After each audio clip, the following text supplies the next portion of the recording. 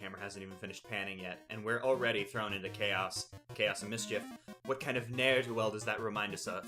Who? But who? What kind of handsome man could Chaos and Mischief remind us of? Perhaps a man named Wario Land 2. Actually, his name's just Wario, but we're going to be playing Wario Land 2. Big surprise, I know. Another big surprise, Wario Land 2 follows Wario Land 1, some kind of solid continuity between the games, and following Wario Land 1, Wario's just living it up in his castle, which is the canon ending to Wario Land 1, which is totally why I got that ending, and not because I goofed it up like a big silly billy or anything. Speaking of silly billies, look at these fools down here. This guy bumps into the back of his friends and tries to pass the buck on into no one in particular, but you know who you could pass that buck on to?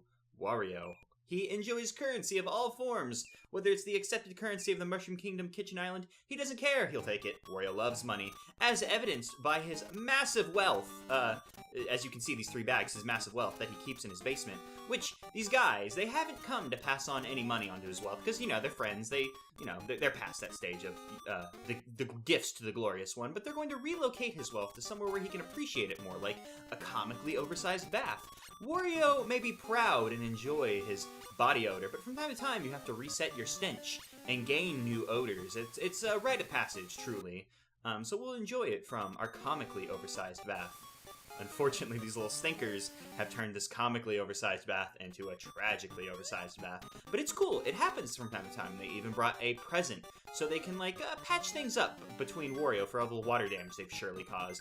Wario will enjoy this alarm clock. He can set it so he'll always know when his pictures will be on. Oh my, that's an awful noise. But I'm sure Wario, with his large, generous heart, will find it in his heart to forget they've wronged him in his sleep. He's clearly distressed. How could they have done this to him on this one noisy morning? Now we have to get up and turn off the alarm clock. I'm starting to think that maybe those miscreants weren't actually Wario's friends at all. So hello, and welcome to Wario Land 2. There are fiends about in our castle, and we gotta make sure our coin caches are safe. So we're gonna smash down every wall, floor, ceiling we can find to make sure our coin caches are safe, because our coin cache, the jokes are real over here. So, Wario Land 2, ooh, that's incredibly good luck. I suppose we'll talk about that in a second, because we have to talk about the controls first. As you saw, I just punted that fool off screen. Punted him with my bicep. That's normally what you call a tackle. You press B, and you can tackle attack at any time. That's Wario's normal means of defeating enemies. None of this acrobatic nonsense, except for when Wario wants to partake in acrobatic nonsense. Normally, he's just gonna get rough and tumble and punch fools in the face, because that's the kind of guy Wario is. And this rat can also get out of here. We probably should take better care of our castle, but as you can see, we don't take the best care of our castle with just destroying walls just to make sure the money that we've hidden everywhere is safe. Wario's jumps, if you hold up on the D-pad, he'll jump a little bit higher than he normally will. Same thing happens if you jump twice in a row for some reason. You can also pick up enemies and throw them around. They become your little play toys, because they're nothing to us. They're fools. Those red blocks back there are blocks that can only be destroyed by enemies if you throw them at them. So enemies do serve a purpose. They're our ammunition. They're nothing more to us. They also have a chance of dropping a coin, which is that stroke of good luck I mentioned earlier. Anything that can drop a coin, an enemy, a block, really anything destructible, has a chance of dropping a shiny coin, silver coin, flashy coin, I don't know what the hell they're actually called. But those coins are worth 100 coins each, so it is completely worth your time to always go out of your way if you see a shiny coin. Those will only ever be dropped from, breakable objects, enemies, etc. They'll never just be sitting around out in the open like these coins. Because these coins, they're Wario's. All of the money in the world is his, but in this case, it is literally his. Those coins had his face on them, for God's sakes. This is also his castle, and it belongs to him. Wario can also ground pound in this game, unlike in Wario Land 1, where you needed the full pot transformation to be able to do it. And I want to use this enemy to destroy those blocks, but unfortunately, I knocked him to the other side of this wall. And if you're holding an enemy and you hit it into the ceiling, it'll fall out of your hand. So I had to kind of bump it out of the frickin' tunnel, because there was not enough clearance for both of Wario's amazing stature and an enemy above him. But yes, Wario can ground pound at any time, because the transformation system has completely been overhauled from Wario Land 1. I suppose we'll be talking about that when it becomes a bit more relevant, because at the moment we don't have any transformations, and there's no reason to add to this horrible info dump as we go on. As you can see there, when Wario got hurt, he dropped some coins. Wario is completely invincible in this game. You just drop some money when you get hurt. The purpose of money, though, is completely different from Wario Land 1, where it determined the ending you got. In this game, you use money to finance your horrible, horrible minigame addiction. There is a memory match minigame like this in every single level in the game, and you want to get them right. Where was this guy? Oh, thank God. You can mitigate the difficulty from this by paying a little bit more. Hard, the base level, is 50, normal is 100 coins, and easy is 200 coins. So the more coins you pay, you can kind of control the risk-reward and mitigate the difficulty. It's kind of interesting, and you want to be able to, you want to get the treasure from every single one of these, because other than a nice little reference to Wario Land 1 by getting the bull pot, aka the Viking hat, you need them to get the true ending to this game, and hot darn do I love true endings to video games. Hot diggity darn. Excuse my language. So, you're going to want to be able to get the treasure from every single minigame in the game. It's very important. But like I was saying before with the minigame, Wario is 100% invincible. You literally can't die in this game. Instead, when you get hurt, you drop some coins. They just fall off screen, so you have to quietly lament their loss, or you can loudly lament them, just sobbing wildly, like I assume Wario would, because money. Wario's an emotional and sensitive man when he pleases, and money's a very sensitive topic to him. So please be understanding. I mean, if you're not, Wario's also a rude dude and won't stand by any rudeness directed towards him. So just please be on your best behavior. Wario's not a. His patience is thin. He'll dish out justice as he pleases. And these little punchy guys have just received his special brand of justice, aka his glorious biceps, massive and wonderful. This fireplace is kind of interesting. As you can see, there's a little shaft sticking out of it, which is obviously like a form fits function. Like, oh, it's a fireplace, so it looks like a fireplace. But as a kid, that confused the hell out of me, because I was like, how am I supposed to get up there? Is that like a place I'm supposed to come from? And no, it's just for decoration, really. There's nothing to be had up there. And ooh, we have 777 coins. Unfortunately, we're not going to be able to make it to the end of the level with that amount of money, unless I got hurt a bunch, because as you can see, we lose money when that happens. But more money, the better. Just because it's 777 doesn't mean anything to me, other than that's actually an insane amount of money to pull from a level. So we'll just smash the alarm clock and end the level. Sometimes levels have context-sensitive endings like that. Sometimes they have generic endings where you just walk through a door. In this case, smash the clock, end the level. And you can skip the coins flowing into your total amount of coins with a press of the button. It's so nice. I really wish Wario Land 1 had that, but I'm glad they changed it for the sequel. So here's the second main minigame of the game. This one has a variation on it, we'll see later. But this game's super easy. It's just a number matching game. You flip over tiles until you know what number it is, and then you answer the number that you see on screen. Like right now, this could be a 3, it could be an 8, I guess it could also be a 6. Endless possibilities for this. So really, like, well, now I know it's a 3, but I'm a little paranoid with this, and I like to absolutely make sure before I answer to make sure that this is a 3, because I'm very sure, but I like to go through and just check all the numbers, because if you get these wrong, you can't redo them until you can replay the levels, which won't be for a while, and then that also means you have to replay the levels, so I just like to take my time with those. You can kind of pay to win on those, because if you flip over all the tiles, which will cost you 450 coins in total, you just get the map piece, and you don't even have to worry about guessing. But I like to make my guess, because, you know, why not? So now that we've turned off the alarm clock, it is time to turn off the giant faucet, because, like I said, we have a tragically oversized bath running in our house, and the water damage is extreme. Like, sure, we have caused property damage by smashing walls, floors, ceilings, and we're still gonna do it, but water damage, that's... Ooh, boy, I'm getting steamed just thinking about the level of just moisture that's currently in our humble abode. It's not humble at all. It's actually very, very nice, and you would do to remember that our home is very nice. Look, there's frickin' wardrobes falling out endlessly. So I mentioned the transformation system got an overhaul, and here it is. Here's our boy on fire. So normally in a video game, and just generally, being on fire would be really bad. You're gonna have to bear with me there. But yes, normally being on fire would be really bad. But in this game, it's pretty good for you. Well, normally. So since you're invincible in this game, the transformation system is overhauled in such a way that really benefits from it, and also benefits from Wario being like a big cartoon boy. So you light Wario's butt on fire, and he'll run around. You can't really control his speed or like his horizontal movement really at all. The only way you can determine it is by jumping. Whenever he hits walls, he'll bounce off and run the other way. And he'll do this for a set amount of time. And once that's passed, he'll be completely engulfed in flame. And when you're like that, you can destroy enemies, certain kinds of blocks, like the blocks that we saw back there with the fire icons on it, the fire blocks. You'll be able to destroy them. So it's very interesting. And all of the transformations in this game kind of benefit from the same way that those do.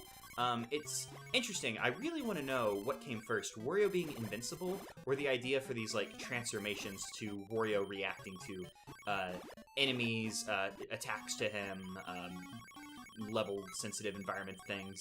I'm very interested to know what came first, Wario being invincible or the transformations, because I think that's kind of an interesting little game design thing. Probably the most interesting thing from like this game, to be honest. I find the transformations very, very interesting, and there's a lot of cool things we'll be able to do with them. But after this minigame, I suppose we can talk a bit more about them. But we've kind of covered everything there is to know about these minigames. As you can see with this minigame, though, the coin amount, we only have the amount of coins that we've collected in the level for this minigame, whereas for the number matching game, you have your total across every single level. Last level, 10 levels ago, and I didn't actually see where this monkey was, so I just guessed. He was right below it. That happens sometimes. On hard mode, it flashes so dang quick that I have a hard time distinguishing where they are. But I'm a big cheapskate boy, and hard is the cheapest, so I want to save as much money as I can. But I think I'll play on normal this time, just to demonstrate that it costs a little bit more, you have a bit more time, also because I failed horribly on hard. But like, as you can see, like, if we would, for the cost of playing normal once, you get to play hard twice, so it's kind of a risk-reward. You can kind of mitigate it, and I did not see where the ape was again. Oh my god, he was even in the same slot. Oh my god. So this brings up a topic that I wanted to talk about. So Wario's invincible in this game. So every single punishment is essentially a soft punishment that just wastes your time. This game's all about kind of like being a patient in a way. It's kind of interesting, since it's a game full of soft punishments, and we have to win this time because we are running low on money. I probably should have played on hard, but now we just need to find this cave slimy monster boy. Luckily, he was right in the top left, so we had a very easy time with this one, which is good, because we've spent all of our frickin' money. We spent 250 coins on this. Sometimes these can go bad, and all we get is a bed. That's not even a cool reference. Not all the treasures are cool references to things. Some of them are just 4-poster beds. Who cares about this really expensive bed? I know I don't. Yeah, so I think it's kind of interesting how the game design is made to kind of essentially, I guess it's not made to waste your time, but all the punishments are soft punishments to compensate for Wario being invincible. Little inclines like this you can roll on. You didn't need to there, but I just wanted to show off that you can. And I didn't want to fall in the freaking water. Because I haven't mentioned it, that water has a current in it, and you can't really swim against it, so it pushes you back, which is why I didn't just swim across this to begin with. Currents, they are our enemy. We cannot do anything about them. This blue slime boy, if you bump into it, it like inflates and won't let you by. The only way to get past it is by throwing an enemy at it, or using certain transformations will allow you to walk past them, depending on the transformation. I suppose we'll talk about them as the transformations become relevant, because so far we've only seen Fire Wario, and there's the end of the level, but why would we get the end of the level when there is treasure around? I had a feeling that there'd be something up there, since we went into the other area and then bonked my noggin on the thing and found more. We probably won't be getting every bit of treasure there is to find in this game, but I'm going to try and find most of it. Since money is only used for minigames, we're going to have a stupid excess of money. But, you know, having more money makes you feel more better is the best way to say that grammatically. And, so each tile just costs 50 coins. You just keep flipping until you know what number it is, and then you take a shot. It's as simple as that. There's a variation of it that we'll be seeing later on, and, is this a freaking 3?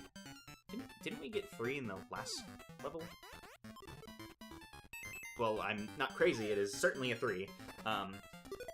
But yes, there's a variation we'll be seeing later. In future episodes, I'm going to be cutting these mini-games out because there's one memory match and one number matching game for every single level. So I'm going to be cutting them out in the future. Just wanted to display them here. That being said, I guess we'll be seeing... I'll show the variation on that game when it comes up.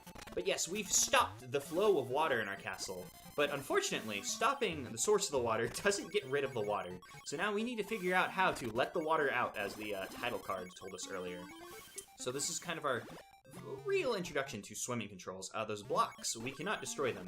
You can't destroy blocks underwater unless you can get beneath them like these pots, and you can just swim right up through them. And here's an introduction to a new transformation. This one's more minor than Fire Wario, but this is Bubble Wario. And more often than not, Bubble Wario will be more of a punishment than a benefit to you, which all transformations can be both pros and cons. It's really interesting. I suppose we'll talk about them as we go on. But as you can see, whenever you get hit by Bubble Wario, you have no control over your vertical movement. You just float up until you hit your head on something or you reach the end of the water. You can control your horizontal movement, but your vertical movement you have no control over. But as you saw, we were able to pass through that water current unimpeded, whereas normally we would have been unable to make it by. So that's kind of the benefit of Bubble Wario, is we'll be able to get past currents that would normally stop us. Yes, give me my face coins. I don't know if I mentioned it earlier, but these face coins are worth 10 coins, whereas the shiny coins are worth 100. I know I mentioned the shiny coins being worth 100, but the face coins are worth 100, which I always thought was weird, that the face coins were worth less than the shiny coins. But hey, I guess, you know, shiny is worth that much more than gold in the Mushroom Kingdom. I mean, there are just that many gold coins laying about. This arrangement is very interesting. So, as you can see, there's bubbles floating up, and this is kind of our first introduction to bubbles as a negative, or as a consequence, because before we needed the bubble to proceed, but now the bubbles are here to force us back up to repeat what we've done. And on top of that, they kind of make this arrangement interesting because there's these pots. If I was in a bubble and I hit my head on a pot, the bubble would pop. We knock our noggin on a pot, the bubble pops. I know, it's crazy, but since I got hit here, now we're gonna have to float all the way back to the top. But if there were some pots left, I could have hit the pot, popped the bubble, and we wouldn't have had to go as far back. But since I broke all the pots, we had to go all the way back. And I know that it's like, oh, well, why would you break the pots then? It's kind of like a risk-reward thing, where it's like you can increase the risk-reward's kind of self-explanatory, but the pots have a chance of dropping coins, which alternatively also means they have a chance of dropping the shiny coins. So by breaking them, you make the arrangement a little bit more difficult. Well, not so much more difficult, but more punishing on yourself. But you get the chance of a Sweet Dosh, which is Wario's lifeblood. This block here actually changes the water level in this room that we're currently in, and the door to our right of where we entered. The reason you want to hit it is because the water level was high enough that those pots that I broke couldn't be broken. So that's why you want to change the water level before you come in here, so you can get to the top and get that money. I don't think this is the best use of a water level changing mechanic. Because water level changing gets kind of a bad rap for being an obnoxious and bad mechanic in video games. Probably mostly because of the Water Temple and Ocarina of Time. Like, had I not changed the water level, I wouldn't have been able to make that jump and come over here. I don't think this is a terribly good use, but I don't think it's a awful use of it, because I mean, the best use of changing water levels is a lock and key mechanic, and that was certainly, oh, we're going to stop you from making progress here, or allowing you to get the treasure on the other side. But it wasn't like, there was no challenge or difficulty to changing the water level, so there was no real problem with it, and I accidentally got bubbled before I got all the treasure, but I'll just come back down, because you can swim with the currents, just not against them. which I would feel like that would be a bit better if, like, if this was an introduction to water changing as a bigger game mechanic. But changing water levels, it's a very infrequent game mechanic. I can only think of maybe one other level that might have it, and I'm not even 100% sure, to be honest. So it seems a bit weird to introduce it now and then for it to be as minor as it is, which, I mean, I'm not saying, and I didn't freaking see it, so I'm just gonna guess it's in this corner. Oh, thank God it was in the corner. I thought I saw it. I thought I saw the kind of stripey pattern on it, but it also could have been the pirate lagoon to the left of it. That's a kind of an interesting thing with this memory match game, is some enemies are harder to distinguish than the others. Like, the generic slime, the one that would have, I told you guys you needed to hit with an enemy or use some kind of transformation that we saw earlier. I feel like that's probably the easiest enemy to discern out of the bunch, because it has a lot of negative space in its sprite, so it's like, oh, there's a bunch of, like, you know, white in the sprite. You can kind of just look for a more blank sprite than the other ones. It's kind of interesting. I'm not sure which enemy I would say is the hardest. The fire breather guy who turned us into Fire Wario, and the chef-looking guy, which I suppose we'll see the chef later, I feel are the hardest to distinguish from each other, so I always kind of, not so much panic, but it's like, oh, shit, I got one of those guys. Because I always get them mixed up if I just use hard. And this is the first instance of the game forcing us to roll. Just to let you know that you can roll. It even gives us the controls for it if you hadn't figured that out. But here it is, the cork keeping all the water in our castle. I had no clue why Wario had this installed, but he did, I guess, and knocking it out just lets all the water flow freely out of the castle. Wario! He did have a genie make this castle for him, so he had some interesting architectural flares thrown in there, just in case of emergencies, because Wario, he's smarter than the smarties and tougher than the toughies, just like Scrooge McDuck. Rest in peace, Alan. No, I can't believe he died. That's crazy. Speaking of crazy, is this another freaking 3? Yeah, because I think 3 is the only one that you could possibly, I mean, it's a 3, I just clicked it, but geez, we've gotten 3 3s in a row. That's, like a 1 in 1,000 chance, I think, because I think you multiply, like, there's a 1 in 10 chance since there's 10 numbers, and you multiply, like, 10 times 10 times 10, which is 1,000, so, you know, whatever. So, let's go down to the cellar. Why are we going down to the cellar? To make sure our money's safe, because as we saw in the opening cutscene, that's where our money is. So the opening of this level is very interesting. We're immediately smashed and turned into Flat Wario, and I really like this as an introduction to this transformation mechanic, and I'm not going to bother to go back up there. That money's not worth my time. Sometimes money's not just plain not worth your time. Wario's a very busy man. He's got things to do, bats to ride their weights on.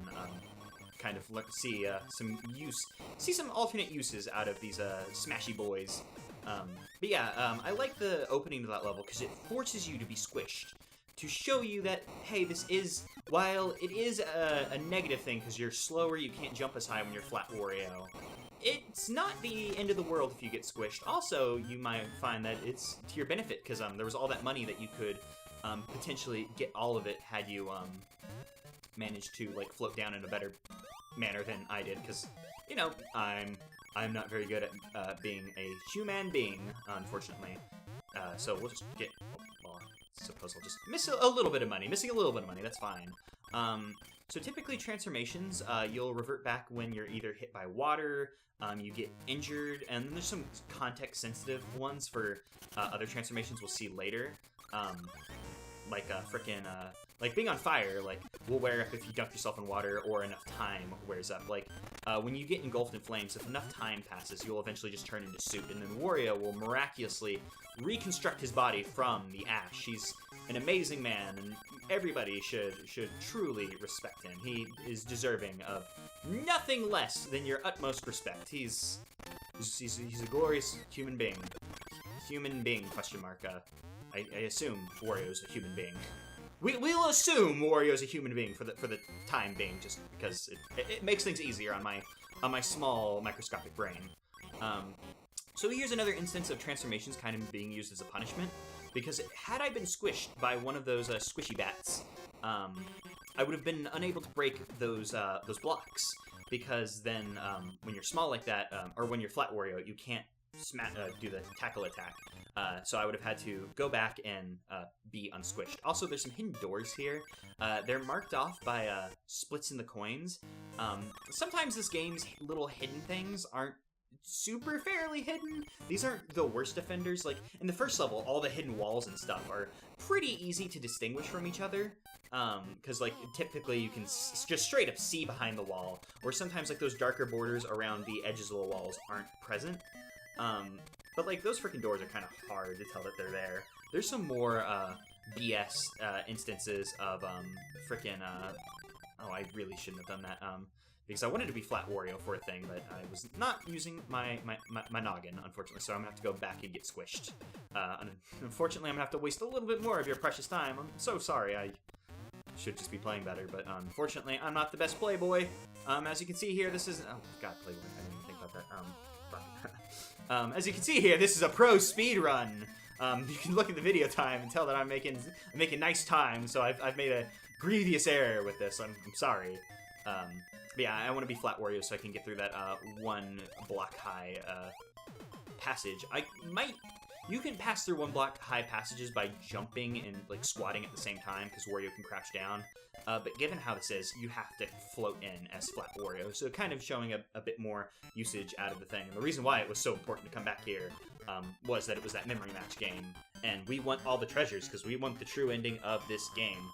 It's kind of weird though. I always found it a bit weird, because you need all the treasures from, this is the chef I was talking about earlier. I always get this guy mixed up with the fire breather. And I did not see where the frickin' chef was. Oh, but, luck had it that maybe my brain realized it, but my brain didn't because I'm stupid? Who knows? We get a nice vase. We'll live with it. I'm just glad that I didn't mix him up with the fire breather, like I was so sure I would. One thing I always thought about weird was this game.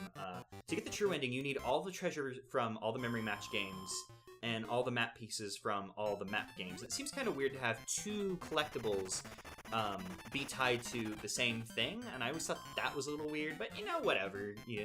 Essentially, you need to get two things from each level to get the true ending to the game, and we've finally been freed of the curse of the three. Freed from the curse of the free.